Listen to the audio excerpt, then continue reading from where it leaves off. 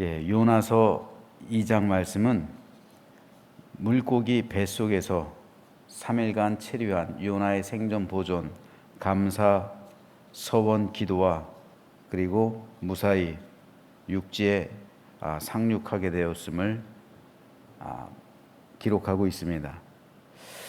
이 가운데 1장 17절과 이어지는 2장 1절 말씀을 한번 보면요, 여호와께서 이미 큰 물고기를 예비하사 요나를 삼키게 하셨으므로 요나가 밤낮 3일을 물고기 뱃속에 있으니라. 요나가 물고기 뱃속에서 그의 하나님 여호와께 기도했다 해서 2장은 요나의 기도가 기록되어 있죠. 근데 여기에서는 두 가지 중요한 단어가 등장하고 있습니다. 첫 번째는 예비하사라는 단어와 두 번째는 기도하여라는 단어입니다. 먼저 하나님은 하나님의 명령을 피해서 다시스로 도망하는 요나로 인해 바다를 흉흉하게 만드셨죠. 그리고 요나를 결국 바다에 던져지게 하셨습니다. 그런데 하나님은 이미 요나를 바다에 던지게 하시기 전에 요나를 위해 큰 물고기를 예비하셨다는 것이죠. 여기서 예비하다라는 말은 히브리어로 마나입니다. 이 말은 지정하다, 명령하다라는 의미를 가지고 있어요. 그리고 이 마나라는 히브리어는 오늘 요나 본서에서 4번 사용되고 있습니다. 그리고 모두 우리말 성경에서는 예비하다라는 말로 번역하고 있어요. 한번 보면요, 먼저 첫 번째로 1장 17절에서 여호와께서 이미 큰 물고기를 예비하셨다. 두 번째로 하나님께서 여호와께서 박넝쿨을 예비하셨다. 4장 6절이요. 세 번째로 하나님이 벌레를 예비하셨다. 4장 7절. 그리고 4장 8절은요, 해가 뜰 때 하나님이 뜨거운 동풍을 예비하셨다. 이렇게 모두 4회 예비하다라는 단어가 사용되는데 모두 히브리어 마나입니다.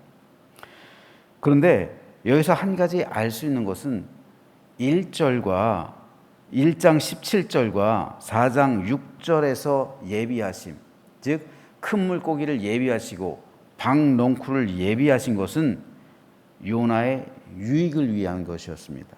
요나를 살리기 위해서. 하나님께서는 요나를 살리기 위해 큰 물고기를 예비하셨고 요나에게 비치는 햇볕이 뜨거워서 요나가 견디지 못할까 봐 박넝쿨을 예비하셨어요. 둘 다 모두 요나의 구원과 그리고 요나의 생명을 건지기 위한, 요나의 유익을 위한 예비하심이었습니다. 그런데 하나님은 세 번째와 네 번째 요나를 위해 벌레를 예비하셨어요. 그래서 그 벌레가 박넝쿨을 갉아먹게 만드셔서 시들게 하십니다. 그래서 네 번째로 해가 뜰 때 하나님이 거기에다가 뜨거운 동풍까지 예비하셨어요. 그래서 그 뜨는 해가 요나의 머리에 정면으로 쪼이게 만드셨어요. 이때의 예비하심은 요나에게 고난을 주는 예비하심입니다. 즉 요나서에는 4번의 예비하심이 이렇게 등장하고 있는데 2번은 요나의 유익을 위한 것이었고 2번은 요나의 고난을 위한 것이었어요. 중요한 것은 이 4번의 예비하심을 통해서 결국 하나님께서는 하나님의 뜻을 이루어 가시는 거예요. 요나를 통해서요. 그러므로 요나를 위한 예비하심은 본질적으로 하나님의 뜻과 계획을 이루시기 위한 하나님의 인도하심이었던 겁니다. 그래서 히브리서에서는 예비하심이라는 이 단어를 명령하다라는 말로 번역하고 있는 거예요. 즉 1장 17절을 히브리어 원문에 맞게 번역하면 여호와께서 큰 물고기에게 명령하여 요나를 삼키게 하셨으므로, 즉 큰 물고기를 예비하사 요나를 삼키게 하셨다라는 말로도 번역할 수 있지만 이걸 히브리어로 더 맞게 의역한다면 여호와께서 큰 물고기에게 명령하셔서 요나를 삼키게 하셨다. 라는 말로 번역하는 것이 조금 더 직역에 가깝습니다. 마찬가지예요. 마찬가지로 하나님 여호와께서 박넝쿨에게 명령하셔서 요나를 가리게 하셨다. 하나님이 벌레에게 명령하셔서 이튿날 새벽에 그 박넝쿨을 갉아먹게 하셨다. 해가 뜰 때 하나님께서 뜨거운 동풍에게 명령하셔서 해가 요나의 머리에 쪼이게 하셨다. 이렇게 번역하는 것이 조금 더 직역에 가깝습니다. 그러나 이것들이 말해주는 것은 분명합니다. 뭡니까? 우리 주변에서 일어나고 있는 모든 일들은 다 하나님의 명령하심으로 일어나고 있다는 사실이에요. 내 삶 속에서 일어나고 있는 일들 역시 모두 하나님의 명령이 아니고서는 일어날 수 없습니다. 그리스도인에게는 우연이 없어요. 그러므로 우리가 하나님의 도움을 얻는 것 역시 하나님의 명령 때문이요, 우리가 고난 가운데 처하는 것 마찬가지로 하나님의 명령하심 때문입니다. 그리고 이 모든 것들은 결국 나를 통해서 하나님의 뜻을 이루시려는 하나님의 계획하심 때문이죠. 그래서 우리는 그것을 일컬어 하나님의 섭리라고 부르는 거예요. 우리가 비록 하나님의 섭리를 모두 깨달을 수는 없습니다. 그래서 인생은 하나님의 그 크신 섭리를, 위대하신 계획을 깨달을 수 없기 때문에 우리 인생은 공고한 거예요. 그러나 중요한 것은 뭡니까? 내가 유익함을 받을 때도 하나님의 명령하심이 있는 것이고, 내가 고난 받는 것에도 하나님의 명령하심이 있기 때문이라는 사실을 인정하는 것, 그럴 때 우리는 하나님의 섭리에 동참할 수가 있는 거예요. 우리가 그 하나님의 계획하심을 거부할 수도 있단 말입니다. 요나처럼요. 그러므로 우리 삶 속에서 일어나고 있는 모든 일들을 통해 하나님의 섭리를 깨닫고, 하나님의 섭리가 그 무엇인지 서로 알지 못한다 할지라도 순종함으로 주님의 뜻을 이룰 때 하나님의 그 계획하심이 내 삶을 통해 이루어지게 될 것이고, 언젠가 우리는 그 섭리를 깨닫게 되는 거예요. 언제 깨달을까요? 궁극적으로는 천국에서 깨닫게 되겠죠. 궁극적으로는 천국에서 깨닫게 되겠지만, 그러나 우리 삶의 뒤안길을 우리가 다 이제 오래 살아서 내 삶의 여정을 뒤돌아보면, 이것이 그때 이것이 하나님의 이런 섭리가 있었구나 깨닫게 되는 거예요. 다윗처럼요. 그래서 여호와는 목자시니 내게 부족함이 없으시로다. 뒤안길에서 보니까 이때가 사망의 음침한 골짜기였는데 결국 저기를 통과하니까 푸른 동산이 나왔구나. 그때는 진짜 죽을 것 같았는데, 그때는 진짜로 절망의 구덩이에서 내가 요나가 마치 그 바다 물고기 뱃속에 있는 것처럼 그런 시면의 절망 가운데 몸부림치고 있었는데, 이게 이런 뜻이 있었구나. 언제 깨달아요? 우리 인생의 뒤안길에서 깨달을 때가 옵니다. 그러므로 우리 삶 속에서 일어나고 있는 모든 일들, 그 일들 가운데 분명히 나를 향한 하나님의 섭리와 계획이 있다는 사실을 깨닫고, 그 뜻이 내가 지금은 비록 무엇인지 모르지만, 그러나 가장 중요한 것은 그것은 나를 위한 하나님의 최선이다라는 사실, 나를 위한 최선이다라는 그 사실을 깨달을 때 우리 삶에 유익이 될 겁니다. 내가 절망, 내가 고난, 내가 아픔 당하는 것도 나를 위한 하나님의 최선이라고요. 하나님은 하나님의 백성을 제일 좋은 길로 인도하시고 제일 좋은 것으로 주십니다.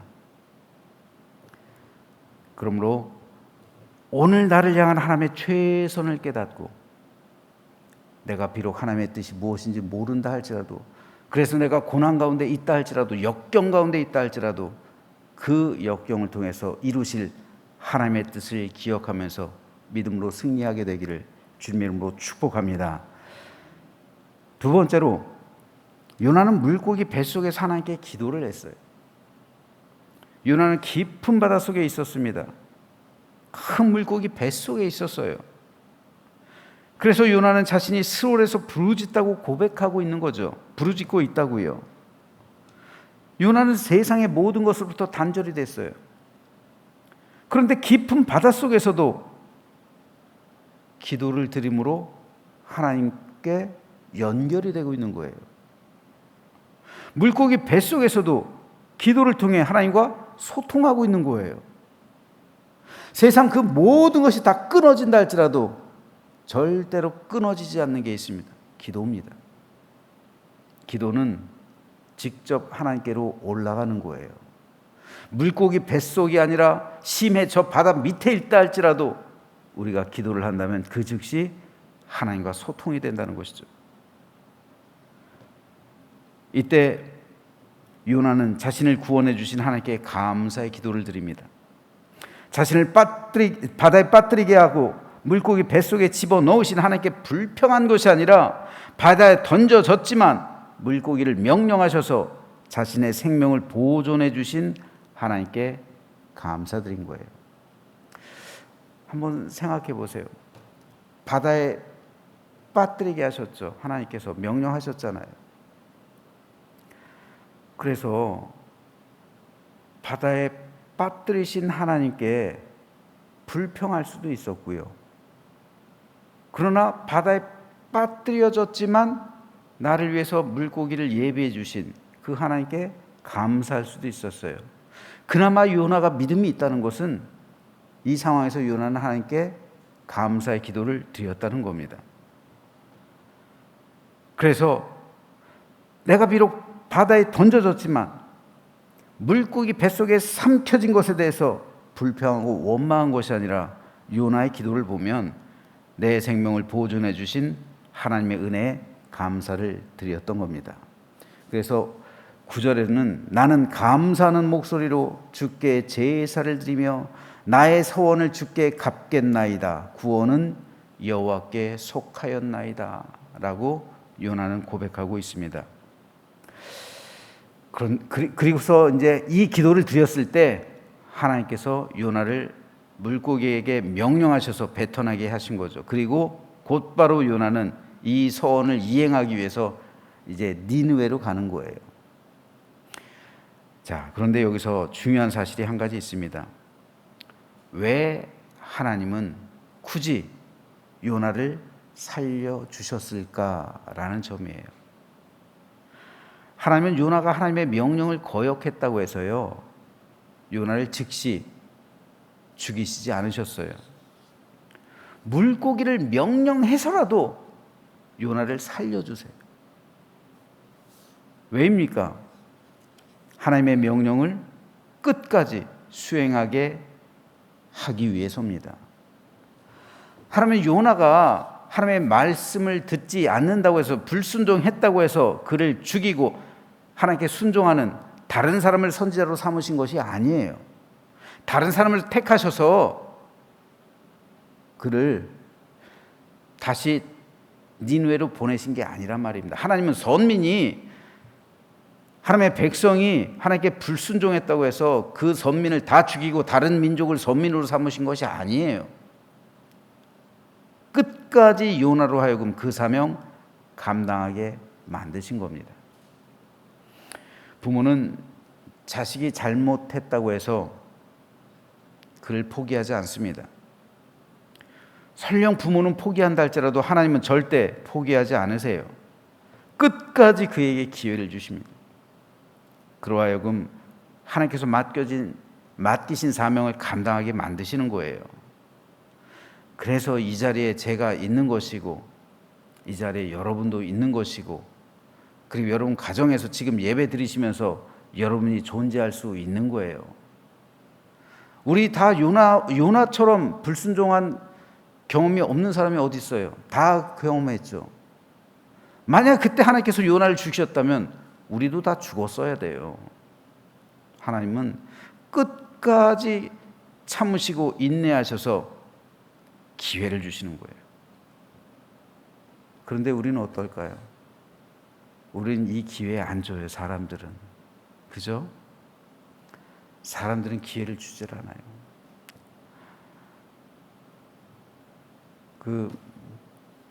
여러분들도 느끼시겠지만은 참 자기 생각과 다른 사람들이 있을 수 있어요. 저 사람은 누가 보더라도 하나님 보시기에 합당하지 않은데, 저 사람은 누가 보더라도 잘못하고 있는데, 야, 마음 같아서는 하나님께서 그냥 저 사람 치셨으면 좋겠다, 이런 생각하는 사람들 있어요. 하지만 그렇지 않아요. 그건 사람의 마음이에요. 하나님은 끝까지 그를 포기하지 않아요. 물론 하나님께서 고난 주시죠. 징계 주시죠. 징계가 없으면 사생자죠.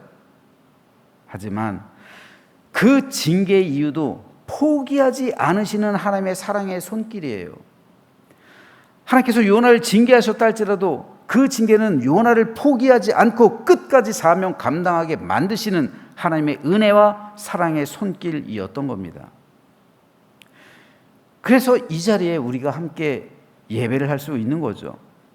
이것은 제 목회가 나아갈 방향을 보여주는 것이고 우리 교회가 지향해야 할 그러한 점을 말해주는 겁니다. 양 99마리를 두고 한 마리의 양을 찾아 끝까지 찾아 나서시는 우리 예수님의 마음을 우리는 품어야 돼요. 그래서 한 영혼 끝까지 포기하지 말아야 합니다. 그리고 돌이킬 수 있는 기회를 우리는 끝까지 줘야 돼요. 하나님께서 맡기신 사명 온전히 감당할 수 있게 만들어 주어야 합니다. 이것이 하나님의 마음이고 이것을 추구하는 것이 목회고 그리고 교회의 가치가 되는 겁니다. 저는 저와 여러분 모두에게 하나님의 이런 은혜가 임하게 되길 소망합니다. 그래서 설령 하나님 앞에서 죄악을 저지르고 실수했다 할지라도 나를 긍휼히 여기셔서 나로 하여금 하나님께로 돌이키게 하시고 하나님께서 내게 맡기신 사명을 끝까지 감당하게 하신 것처럼 내 옆에 있는 성도를 위해서도 하나님의 마음으로 권면하며 끝까지 천국에 이르게 하고 그 사명 온전히 감당하게 함으로 하나님께 칭찬받는 믿음의 백성들이 되시기를 주님의 이름으로 축원합니다.